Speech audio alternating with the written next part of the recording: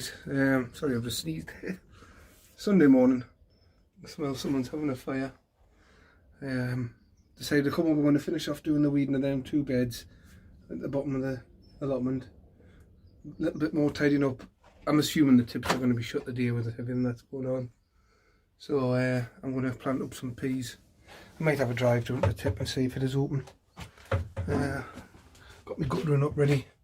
So yeah, get some peas in today and get that started. Because it's starting to warm up now. Yeah, the first frost's on until May, but I'm just going to put my peas in the polytunnel. Losing my voice a little bit. So I shall crack on and I'll show you how I get on. I can turn this off. So as you can see, turn this out. Just been digging here, weeding this bit. I've got that other bit to do. So that's for the jobs for today. It's cleared up down there. That's looking quite nice. Some light weeding on the other beds, which I might zip over before the weeds take root. So yeah, today is a day of weeding.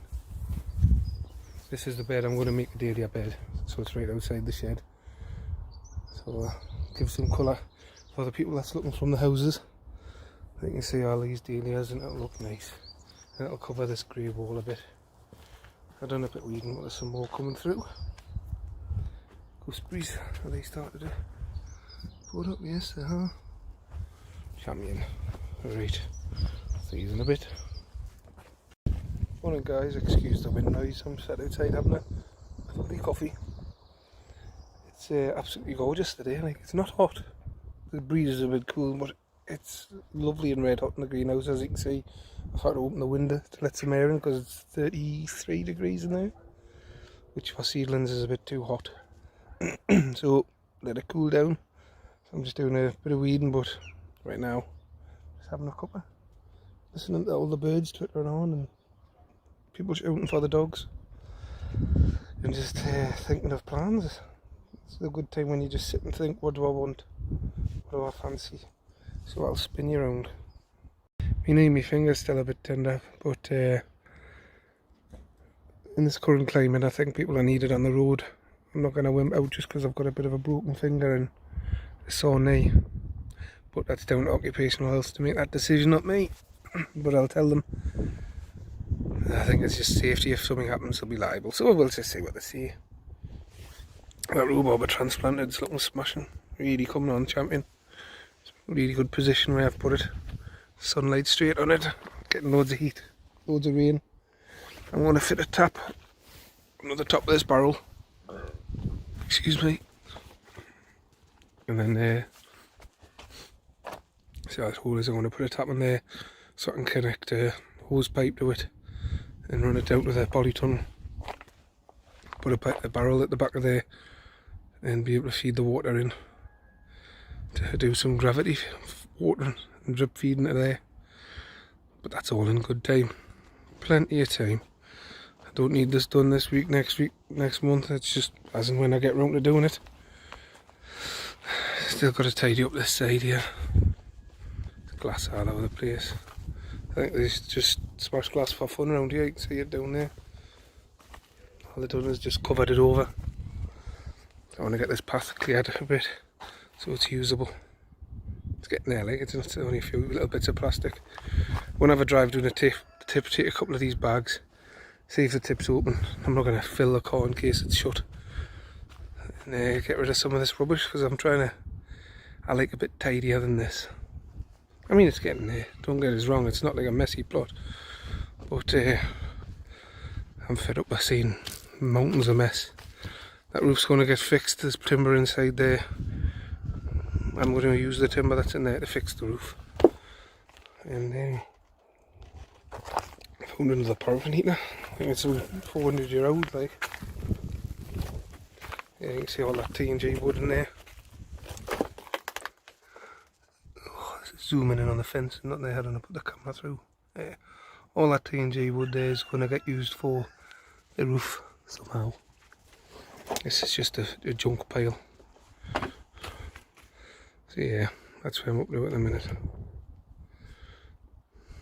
So just be a great cracking garden that for someone if they spent the time. It's going to take a lot of time and a lot of effort without a doubt, but it would be champion. There's my bin full of wood, chopped it into logs. So they're gonna, every time I need them I just take a few up to the shed and keep them in there. But I don't need the fire on today because it is boiling inside there. Some old saws that I'm throwing away. They were my granddad's, but my toes sharper than them. Or toenails should I say. Yeah, this is the stuff I'm going to sieve through and get it on the garden.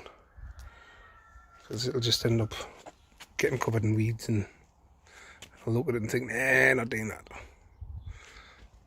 But I'm happy. It's always nice to just sit in your garden when it's lovely and warm and you kind of talk. It's self-isolation in your allotment. This guy never comes up. He comes up like 3 times a year. That's my allotment there. Davy behind's lost interest after he lost his wife. No one there and no one behind us. They just have it like a back garden. So I'm pretty isolated. So I'll finish my cuppa now. There's still a little bit left. And we'll get back to work. See you in a bit. Guys, bit of a panic rush of the day. I've been told I've got to give up the other allotment, so it looks like someone wants it. So I've been taking the polytunnel cut off. My son come up and helped us and it took about 10 minutes. So I'll give you a last tour of the old plot before I land it back. It's on the day, lovely. 2 seconds. So I was going to take most of this wood but I just don't have time. I'm going to take all that, denail it, make it into a tortoise house. There's the polytunnel frame, what's left of it. So the new people can come and get cracking with it. It's a bit of a warm side, but I never had a chance to properly tidy it up because they're coming tomorrow apparently. So get me door, get the wood off the door because it's still good wood. And I'm going to make a tortoise run, which is probably going to be that as the top, and just put a frame underneath it with mesh on instead of plastic. So after 5 years this plot is no longer mine. So there we go. It's weird feeling, like really strange feeling. Put a lot of work, a lot of effort, and I didn't give it up because I fell out with it. I just give it up for a bigger one. When you put so much hard work in and just say it's sort of going to dishevel again, I hope they're coming fast. I'm just going to leave all them flagstones. Dave was going to help us with them, but they're just too heavy. And I haven't got a plan for them anyway, so yeah, they can enjoy them. And look, there we go, the plum tree is coming into fruit. So that's all good. So, from me, and my very first allotment, well, not my very first own. I shared one last time, but this is the last time you'll ever see it. Bye bye allotment. Well, I've just been having a look at the top of this chicken pen. You can see it's just rotten, but maybe a little worse than I thought. You know what I mean? It's just all, who makes a roof out of a wood chicken?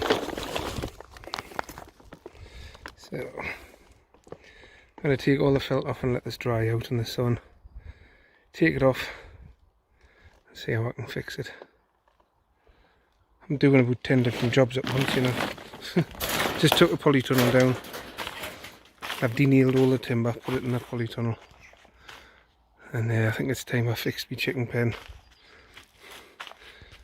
While I can, while it's nice and hot. I've got half a dozen lengths of, what do you call it? Decking boards. So hopefully some of them should go across. And if not, I've got a couple of scaffolding boards. I'll just cut them in half and they'll probably make up. See down there, make up some. So yes, I'm going to get on and strip that off. See what it's like underneath. And as you can see, there's a bit of dip in the roof there. It's just knackered. Why would Chip? Why would you? Let's have a look inside. Yeah. Shit. So I'm going to get this filled off. Well, I ended up having to take all the mesh down off the roof so we clean it and get to here. So this is what we're dealing with. The actual chipboard on this end doesn't look too bad. So I guess had he kept it waterproof it would have been alright. This side however is new. Good. So let it all dry out and burn it and then remake this roof, re-strengthen it up, get some new lats on and roof. We've got a big white tarpaulin there which is waterproof, which I could just put over the top, so that's all I'm going to use. I was going to filter it, I'm still in two minds. I'll see what money's like at the time. Well, at the minute that's just there to dry out. I'll leave these down here. Just, I want to try and keep that roof clear. If you have any weight, so I might just give these away. If anyone wants some wire mesh, you know where to come. Well guys, I'll show you where I'm up to in the shed, the greenhouse bit. I have got some kale and swede in, no show. Spinach, some herbs for the wife, no show. Onions, the gingers in there. Dahlias, starting to get some little shoots on these ones. Sweet peas are romping away. Tomatoes are transplanted as you see earlier in there. They're looking lovely. They'll grow away smashing. Some spare tomatoes, Roma. Celery's coming along good. I've got a random broad bean coming through there. Seeds inside there haven't germinated because I've just had a look. The Phelias or whatever it's called is smashing. No sign of me 40-year-old cabbage yet, which is pretty much expected. Cauliflower and Brussels are looking tremendous. Lovely stuff. All my onions, getting a few more chilies coming through. They're looking champion. Should really spin that lunch. No, do it another time. Onions. Turnips I've separated because they grow like mega fast.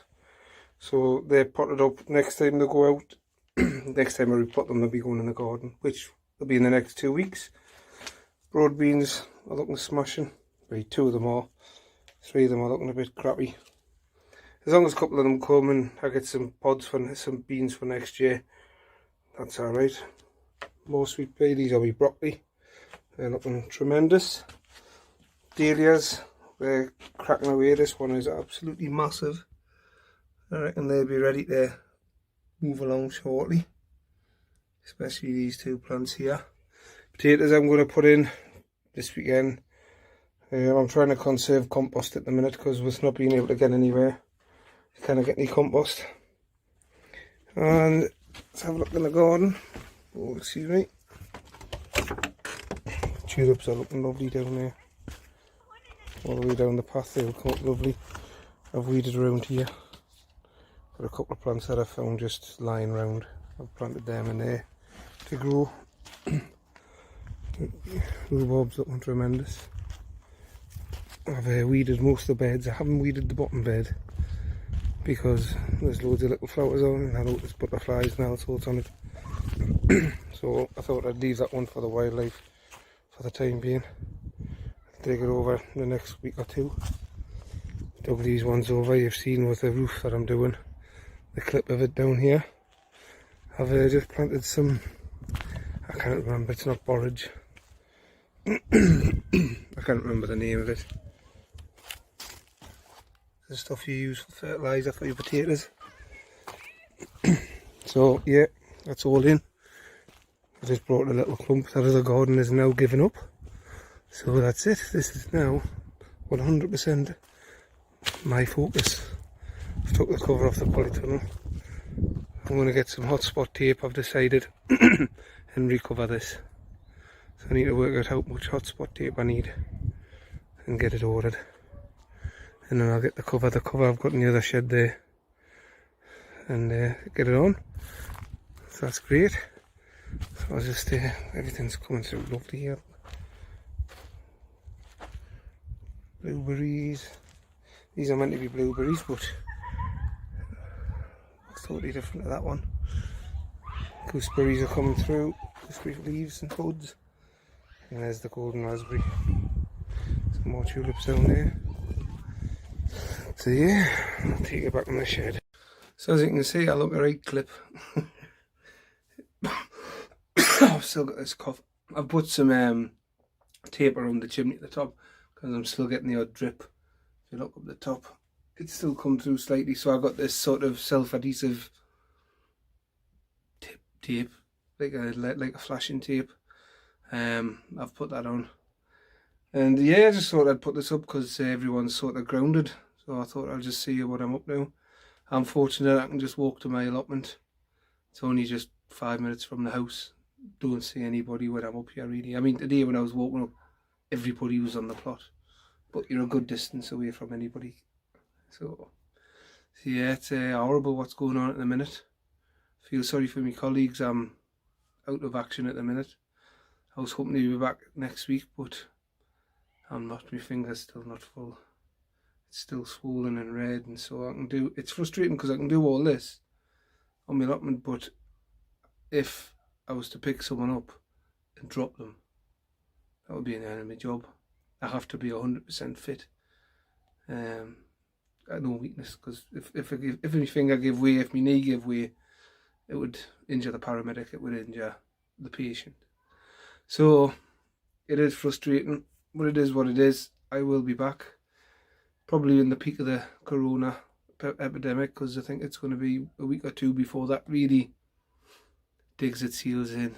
And it's no joke. People say it's the flu. It's not. It's a pneumonia. I've spoken to paramedics who have been with patients that have had it, and it's terrified the life out of them. It's like worse than an asthma attack. Asthma attacks are horrendous. They do kill, but this is something totally different. So just please be safe. Do what everyone says. Wash your hands. I kind of just drill it in your head. Everyone's doing it. It will kill. It will kill. It'll kill me neighbours. It's terrifying. It's no joke. And my husband's out to Sean. He kind of got the plot. He's getting the symptoms. I mean, the past few weeks I haven't been able to breathe properly. Don't know if I've had it or not. I'm still not right now. I'll have to get tested when I go back to work. So they'll tell us if I've had it or not. So we'll see. But anyway, thanks for subscribing. Thanks for tuning in. It's been great to see a couple of more subscribers. Dean, if you can be bothered to watch this, I'm glad you've made it to the end. And thanks very much. Sorry I can't look at the camera. I feel a bit strange still after all this time. But yeah, thanks for tuning in, and I'll see you in the next few days. Bye bye. Sorry the camera's wobbling out. Terrible cameraman.